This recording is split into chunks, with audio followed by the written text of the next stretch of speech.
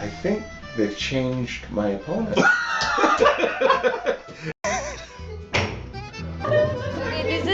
This is a serious tournament, guys. This is Top 5 funniest moments in chess. Most people picture chess as silent war rooms with mind-bending strategies, but that's not the complete truth.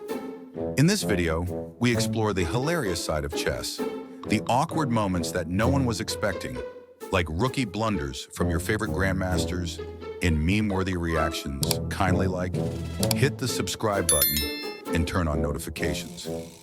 At number 5, we have Grandmaster Alexander Grischuk's sitting error, the moment that made Grandmaster Nepomniachtchi laugh so hard. You'd think that a Grandmaster, a titan of the board, would at least know which table he's supposed to play at, right? But not when that Grandmaster is Alexander Grischuk, a man famous for his time, scrambles, and brilliant calculations. At the Fade Grand Prix in Belgrade, GM Grischuk showed up fashionably late, classic Grischuk, and he casually sat down at the wrong board. On the other side of the board was Grandmaster Nepomniachtchi, who had made his first move already. Move 1, pawn to a 4, and hit the clock. Grischuk walked in, shook his opponent, made his move, hit the clock, and looked up to find Nepomniachtchi staring at him. He got a signal from one of the arbiters and stood up frantically. He mumbled an awkward apology and shuffled to the right table, like a kid walking into the wrong exam hall.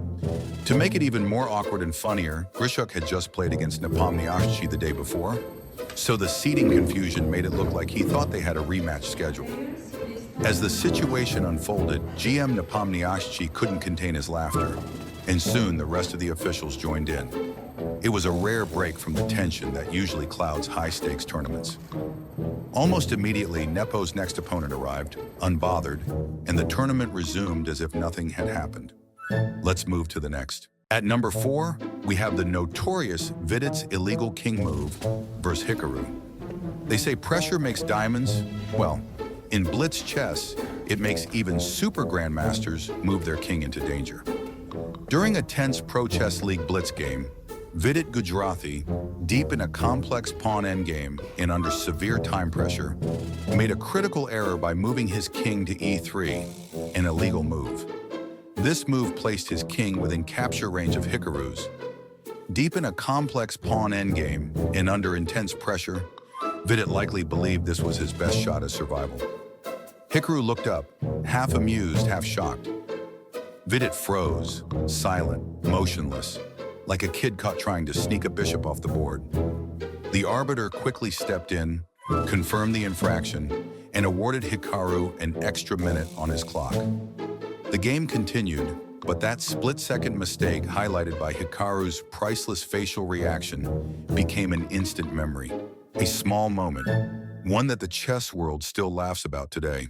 Next, at number 3, we have Queen Botez and her blundering spree.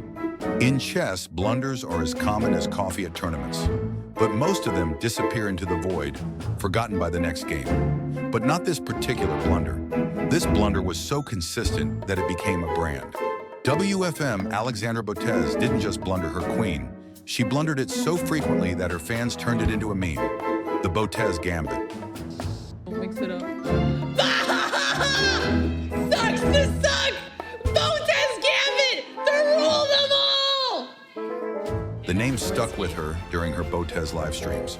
Don't be deceived, although it is called a gambit, there's no tactical brilliance or compensation behind it. Today, if you hang your queen in a game, you're not just making a mistake, you're pulling a Botez. Even her sister Andrea joined the movement, with a few infamous Botez gambits of her own caught live on stream. As a chess player, in all your moves, don't enter the Botez Gambit. Here is a free chess tip for you. If you want to stop losing your queen for free, feed your mind with solid chess content. Start improving today at ChessforSharks.co and leave the Botez Gambit in the meme archives where it belongs.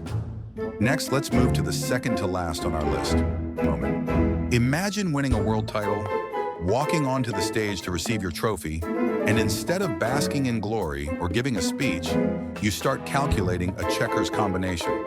That's precisely what happened to Ivanchuk. At the FIDE World Rapid and Blitz Championship, The legendary Ukrainian Grandmaster had just secured a massive win. There were cameras everywhere. The room was roaring with applause and the world was watching. GM Ivanchuk was called, and he jogged up to the stage, accepted his bouquet, and immediately pressed the flowers to his nose, sniffing them with childlike curiosity. He then wiggled his fingers in the air, almost like casting a spell, and completely tuned out the ceremony. The commentators were baffled, unaware that he was somewhere else entirely. So what really happened? It turns out that just before the award ceremony, Ivanchuk had been playing a game of checkers with fellow chess master Badur Jabava. The game was left unfinished when he was called, but while the world thought he was enjoying the spotlight, Ivanchuk's mind was locked in another world, running deep calculations in a completely different board game. And right there on the stage, he silently cooked up a sneaky endgame trap for his opponent. The moment of the ceremony, whether it's 64 squares or 32, give this man a board and he'll give you magic. Yes, Vasil Ivanchuk is a chess genius, but we can also say he's an adult prodigy at checkers. And finally, at number 1, we have the fall that shook the chess world, literally. Some people call it the Teclaf's Titanic tumble because it was a full-body meltdown captured live on camera. The scene was set at the FIDE World Blitz Championship in Warsaw. Poland's chess master, Pawel Teclaf, just 18 years old back then, was locked in a tense quick match against Armenia's Tigran Petrosyan, a 37-year-old veteran with ice in his veins. The clocks were ticking, the pieces flying, and the energy in the room was electric. Teclaf made a move, a single, fatal move. And in that instant, he knew he had blundered. He threw his head back in agony, and the chair went down with him. His beloved swivel chair that had been faithful through so many games finally gave up. The clips of the tumble went viral within hours. Memes were born, replays hit 1 million views. Chess Twitter renamed him Teclaf the Tumbler. Even those who didn't follow chess watched it on loop, part tragedy, part comedy, all spectacle. Later, Teclaf himself commented with good humor, "I usually rock in the chair because I just love it, but this is the first time I've just fallen over."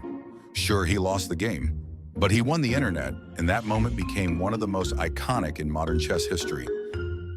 Chess might be a game of quiet intensity, of cold calculation, deep strategy, and emotional restraint, but moments like these remind us that chess is also gloriously human. Behind every 2,800 rated genius is someone who forgets the board number, blunders a queen, or falls off their chair mid-game. These hilarious incidents aren't just sideshows. They're part of what makes the chess community vibrant, real, and worth watching. Whether you're a beginner still learning the difference between a fork and a pin, or a seasoned player chasing that next elo bump, blunders are part of the journey. And honestly, they make the best stories. So the next time you lose your queen in 2 moves or knock over your knight with your elbow, smile. You're in great company. If this made you laugh or cringe in sympathy, check out our next video. Next video about great chess movies. Top 10 great chess movies you must watch. And hey, don't forget to subscribe and tap the bell icon so you don't miss our next video. Keep playing, keep learning, and never stop laughing at your mistakes. See you on the board.